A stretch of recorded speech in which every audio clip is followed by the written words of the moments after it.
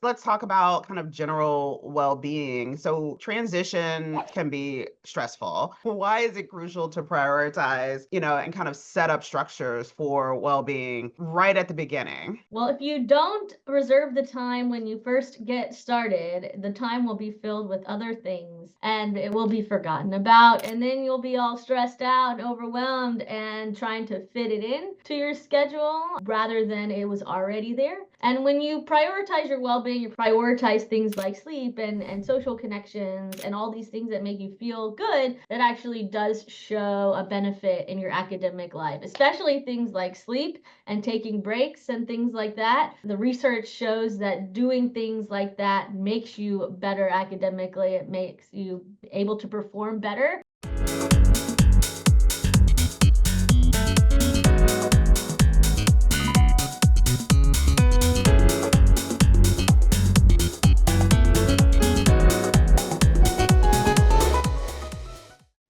Welcome to the On Air podcast. The podcast is a program of the American Association of Veterinary Medical Colleges Diversity Matters Initiative. The podcast explores various issues related to diversity and inclusion in the veterinary profession and provides the AAVMC an opportunity to offer ongoing diversity programming to our member institutions as well as all veterinary professionals. Hi, my name is Dr. Lisa Greenhill, and I am the Chief Organizational Health Officer here at the AAVMC. So, today's episode is a mini pod with my amazing colleague, AAVMC's Program Manager for Wellbeing and Professional Competencies, Elizabeth Cavallaro. Hey there, how are ya? Hi, I'm Hi. doing great today. Fantastic. So, this summer, upwards of 5,000 new DVM students across AAVMC member institutions are prepping for their first year of veterinary school. This is the most diverse class ever. We've got students beginning new programs at new schools. We have more students than ever coming from underrepresented backgrounds than ever before. This is a huge step for students personally and professionally. And, as most of us know, most DVM students actually attend vet school out of state, right? And many of them are leaving kind of their state for the first time, right? Maybe they did undergrad in state and now they're kind of, taking a big move. So, with these big moves and orientations on the immediate horizon, now that it's July, Elizabeth and I thought we'd hop on the mic to share some important tips for new students and returning students as they embark on this next chapter. So, but of course, before we dive in, as is our custom on the show, I'm going to ask EC to share a bit of themselves and their background before we dig in. So, Elizabeth, remind the folks out there in veterinary land who you are. Hi, so I'm the manager for well-being and professional competencies at AAVMC, like you said. I've been working in collegiate well-being for over a decade. I worked at Appalachian State University for almost 10 years, 2 months shy of the 10-year mark. And there I left as the associate director of well-being, where I coordinated all sorts of different well-being programs. Before that, I worked for a Florida youth suicide prevention statewide project, and I have my master's in public health, so that's where I'm coming from. Woo, woo. Yes. All right. So let's dig in. So we've laid the groundwork, know that big changes are coming for the new students. And certainly we know that they're getting advice from the schools. They're also probably getting advice from, students that they may know already there. But this is kind of also our wheelhouse as well. So many new graduate students, as they start their programs, are managing their own healthcare for the very first time, right? So what are some essential steps to getting healthcare sorted out when you kind of move to a new place and a new university? Yeah, so if especially if you're moving really far away from home, I think what can happen is when you're an undergrad, maybe you go a few hours away from home. And so for those big appointments that you usually do, you can stay with the doctor back home, like your annual physical and things like that, your dentist appointment. But if you're moving really, really far across the country or just too far to make those little appointments when you go home, you're going to need to get all that sorted at your new home. And if you wait until you're actually there to get it sorted, you will then be waiting even longer because most of these places have wait lists. And if they don't have a wait list, they're not always the best experience, in my experience, anyways. So if you want to get quality healthcare, you want to get that set up before you get there. Do some research, figure out what's in your network. This might be the first time you're navigating that process. And so if you're on your own insurance or your parents' insurance still, or on the school's insurance, if you're changing to the what the university provides, you might have different in-network providers. So you need to figure out where you can go in this new place and then call them or set up an appointment online and realize that, yeah, you might be waiting 4 to 6 months to be seen. So that's why you're doing it now. You're thinking about your dentist, your primary care physician, if you have glasses like me, an eye doctor, or any other specialty healthcare service that you need based on whatever's going on with you. It is set up. Like, take the list of people that you need referrals for to Yep. that appointment first time around. So yeah. So let's talk about kind of general well-being. So, transitions can be stressful. And, we've been to graduate programs. They are great. We love grad school. We love professional school. Also hard. So, why is it crucial to prioritize, and kind of set up structures for well-being right at the beginning? Well, if you don't reserve the time when you first get started, the time will be filled with other things and it will be forgotten about. And then you'll be all stressed out and overwhelmed and trying to fit it in to your schedule rather than it was already there. And when you prioritize your well being, you prioritize things like sleep and social connections and all these things that make you feel good, that actually does show a benefit in your academic life, especially things like sleep and taking breaks and things like that. The research shows that doing things like that makes you better academically, it makes you able to perform better. And so while it seems counterintuitive that getting taking a break would help, it really does. Your brain cannot function at 110% constantly. It needs, just like your computer, some time to uh, cool down. Yeah, yeah. So, it's interesting when we were kind of planning this episode, our team had a really interesting conversation because you talk about sleep and maybe taking a nap and taking a break and, going for a walk and all of those kinds of things as kind of core well-being, just remembering to bathe and brush your teeth and just, kind of some of these things are even just executive function things, right? That we're supposed to do to just kind of stay on the level day to day. And oftentimes, when folks talk about self care as a part of well being, we talk about, yoga and massage and all of these types of things. And you made a really interesting distinction during our chat that I was like, oh, let's unpack that a little bit. So, can you differentiate for our listeners and viewers the difference between kind of well-being self-care and self-pampering? Yeah, so a lot of the things that people think of as self-care, I think of as self-pampering, and it's great. You should definitely pamper yourself because you deserve it.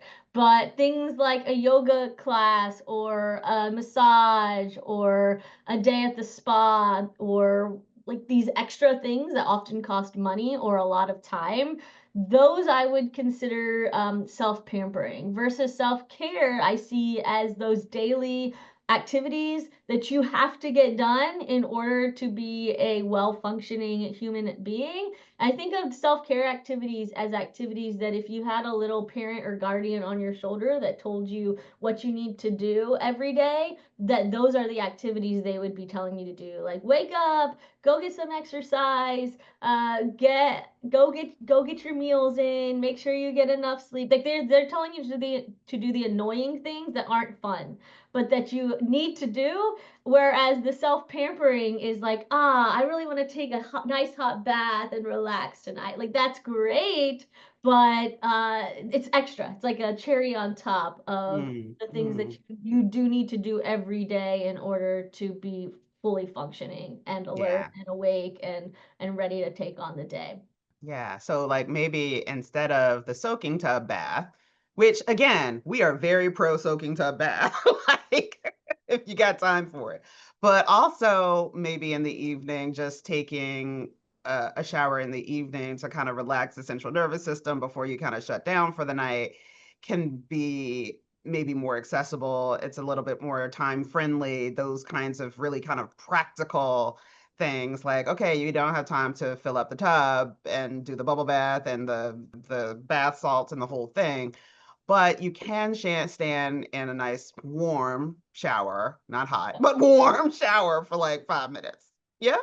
Yeah, well, and you can make that a nice experience too if you really want to blend in some self-pampering. They do have the little steam activated Oh like yeah. capsules that you can Yeah. throw in your shower, and like you don't have to do that, but you Okay. can make those little moments nice as well. There has been some research that also shows that we need silence. We need a Mm, certain amount of silence in our days for our brains to process properly everything that we've got going on. And we're not doing that. We're filling every oh, single moment of our lives with podcasts, TV shows, reading, audiobooks. Yes, I do the same thing, but I've been very intentional now. The walk I take with my dog every morning or sometimes in the afternoon because I do like to sleep in. I intentionally leave everything behind that anybody could contact me on. So I leave my phone mm, and then I also don't bring any headphones with me and just let that be my 30 minutes of silence because my dog is old, so 30 minutes and he's done. That's my 30 minutes of silence. And I do find that during that time, I'm able to think and process and I come back a little bit more relaxed. So also mm, finding these times where maybe you're doing something else that you also need to do and you also build in some it's like that would be a self-care item. right. Your brain needs that silence, but we don't want to just sit in silence. That's not any fun. You can, meditation is great, but a lot of us struggle with that. So Yeah. finding other ways to do it. All right. So folks are moving to, maybe a new campus, and there are certainly lots and lots of services. So, can you highlight some of the most valuable and maybe underutilized resources that a lot of campuses have available? Yeah, I think a lot of times once people are in grad school, they're like, I don't need those resources. Those were for when I was an undergrad, but they're still Yeah. there for you. You're still paying for them, so you should still use them. So a lot of universities still do have healthcare centers that you can still utilize as a graduate student. So you can get some healthcare there if you get sick with a cold or something like that. Go there. Your writing center is still accessible if your university has that to help you with any papers that you're writing. Your career services center is a great tool. They will look at your resume and help you with that. They can also help you prepare for interviews oftentimes. Really, any Mm, resource that your university advertises to you, I would encourage you to check it out if you need it. Disability resources, if you have a disability, is also a great one. Yeah, yeah. so Yeah. use them. Check out those gyms, the The wellness gym, facilities, yeah, the all of that gyms, kind of don't pay stuff. for a gym. Your Yeah. university probably has a way nicer gym than the Planet Fitness down the street. But do they serve pizza? No, I'm kidding. I don't know. Maybe sometimes the gyms often have fun little activities that you could do. Awesome, awesome. And so for the student that is, these are again lots of changes, new place, who dis, for that new student that's a little overwhelmed, which thing might you say, hey, make sure that you plug into first? Definitely depends on what exactly is overwhelming you, but a lot of times, a lot of the colleges have like a mental health professional that you can talk to.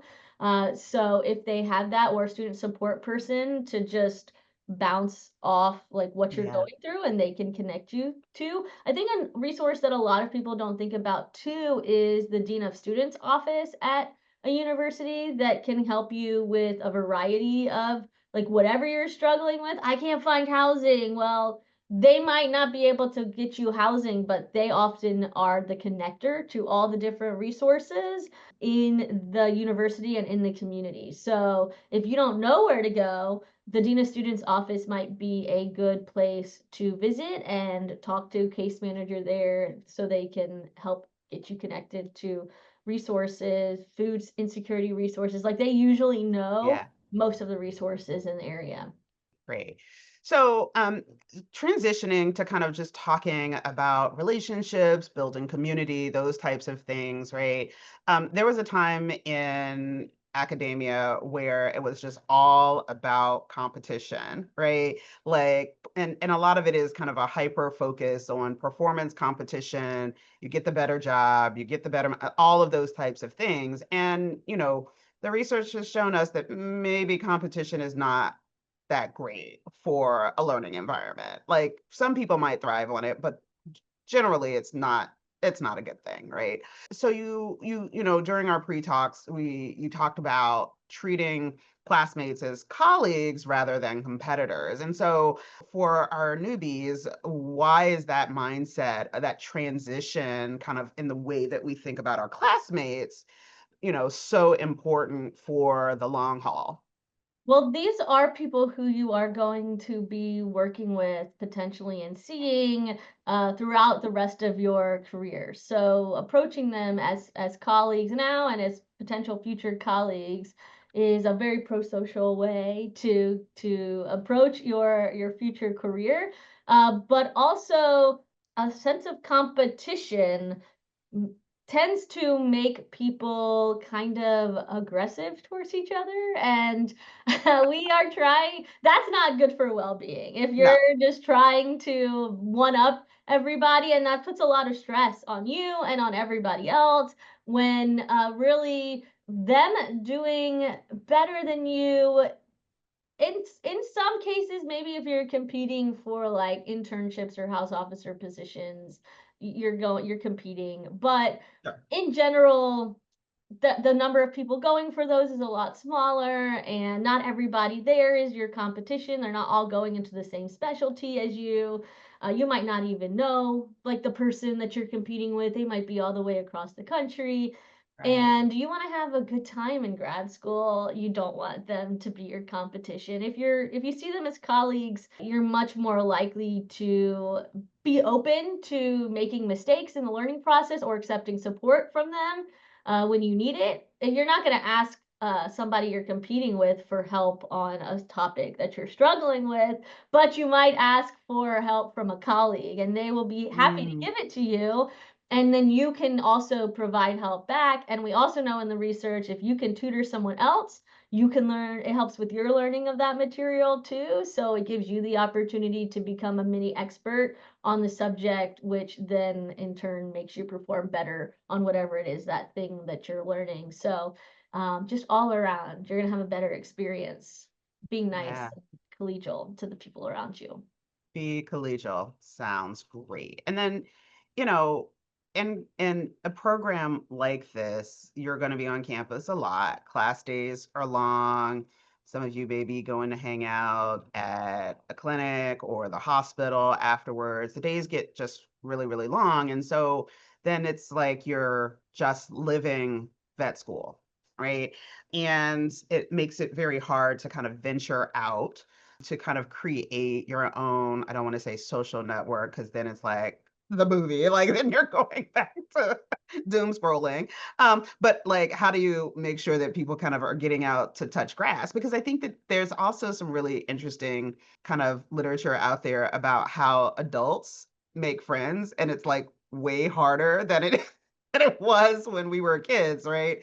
I have some really great friends that over the years professionally that I literally felt like a preschooler we're at a reception and I'm like, hi, my name is Lisa. What is your name? You look interesting. Like, let me kind of sidle up to you. So, what's your advice for, and maybe kind of, a little, how do people kind of get a running start to find their network outside of vet school, maybe in the local community, and things that align with their hobbies and interests and that kind of thing?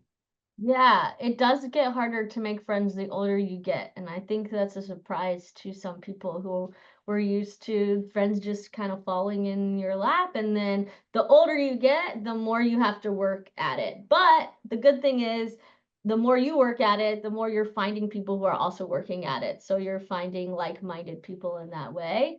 But if you want a social network, you're gonna have to work for it. And I think that's the first thing that people need to get in their head, is that it's not gonna fall into your lap. You have to put in the effort if you want social connections. And I do highly recommend getting social connections that are outside of your college, so that you get a breath of fresh air and you get to see what's happening outside of the college.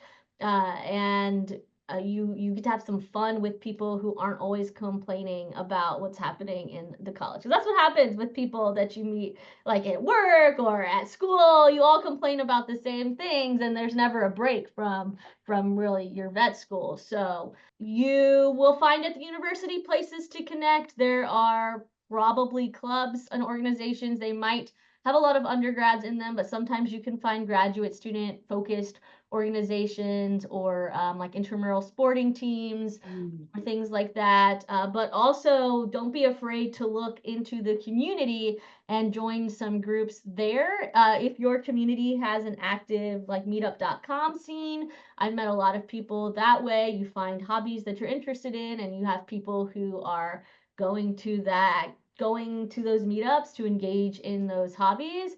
But also look at cafes and see if there's any flyers up there. Look at Facebook events. I know y'all aren't on Facebook, but a lot of people post events on Facebook. So you might just get an account just to look at the events that are going on, or Instagram. Often, if you can find accounts, they're posting events. The thing is, you're going to have to go alone. And I know that sucks.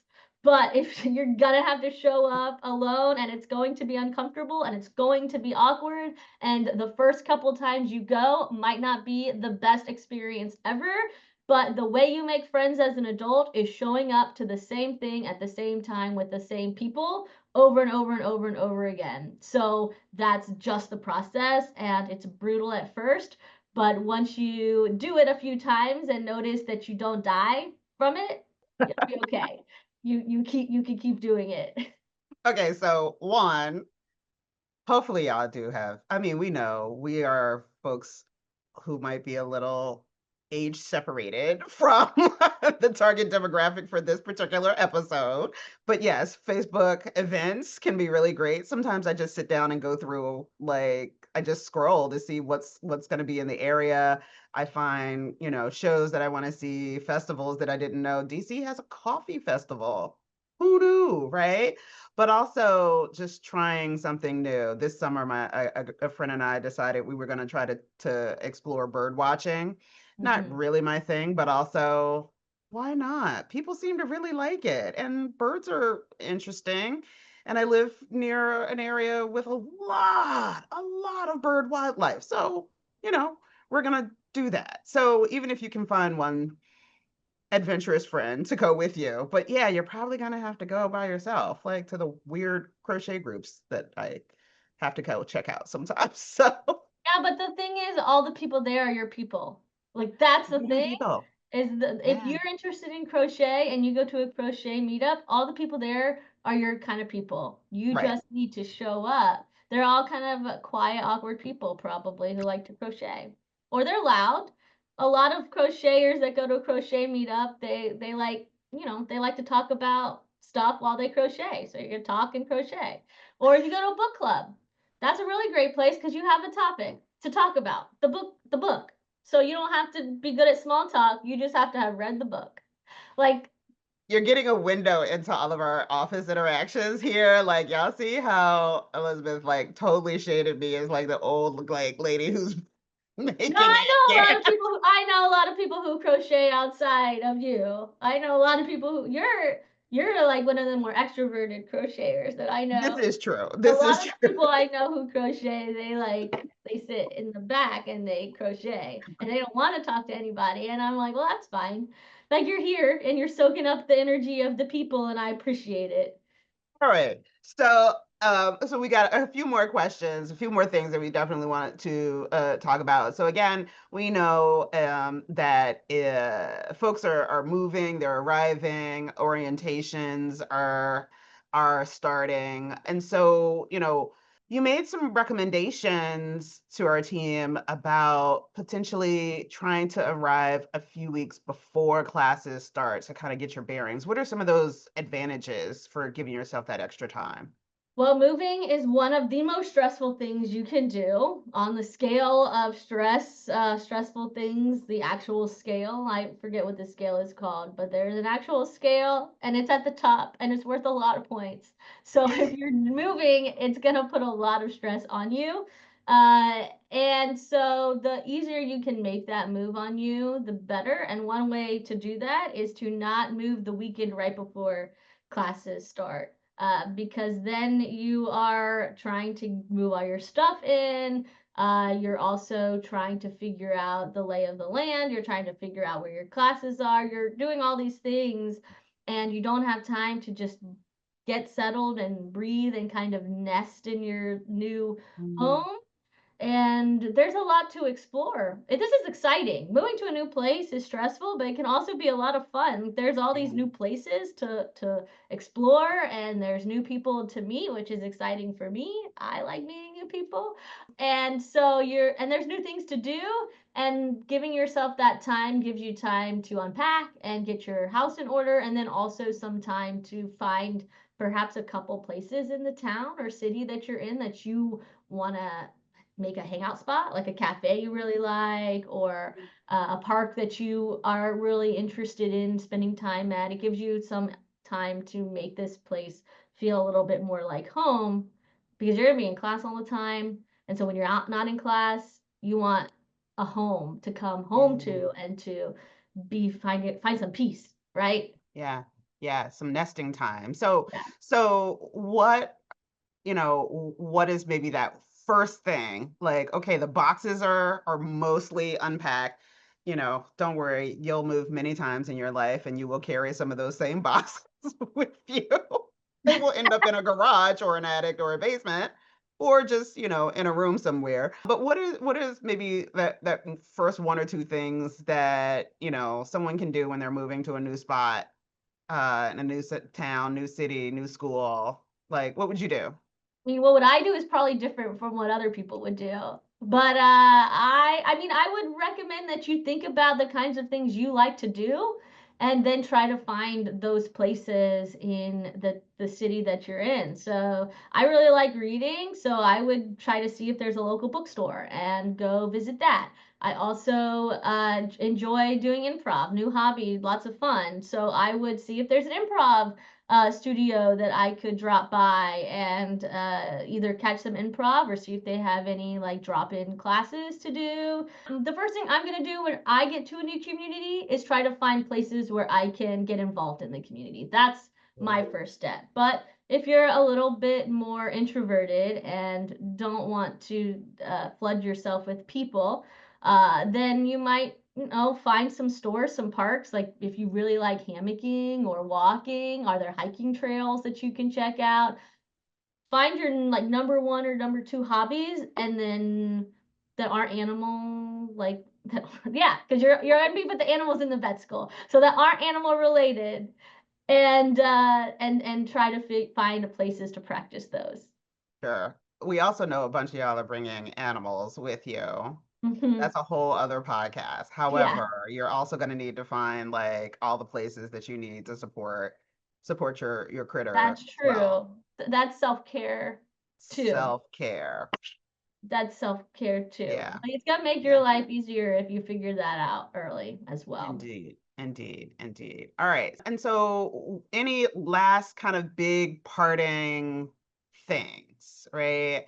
anything that we haven't covered? I mean, I'm sure there's lots of things, but any top tier things that, parting advice for new vet students. I know you're probably really, really nervous. At least when I start anything new, the nervousness over it, I Mhm. have a lot of anxiety, so it overrides every other part of the move or the transition, and that all the feelings that you're feeling, the nervousness and the excitement, they're all valid. We have all different kinds of stress. We have, the eustress that comes up when we're doing exciting things.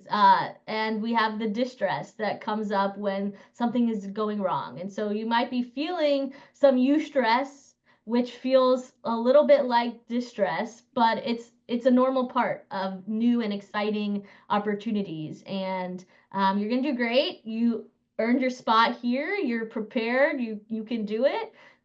Enjoy your new home, explore, and make some friends, and remember that I know class is important, but you will not remember like all of the little minuscule things you learn in your textbook. What you will remember about this time are all the memories you make with the people that you meet in this new place. So make sure you give yourself some time to make those memories.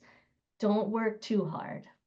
Great, great, great advice. All right. Well, thank you so much, Elizabeth, for taking a little bit of time out to share some wisdom with our soon to be class of, what is this? Is this 29? I don't know, 29. 29, yeah, I I think it think so. is.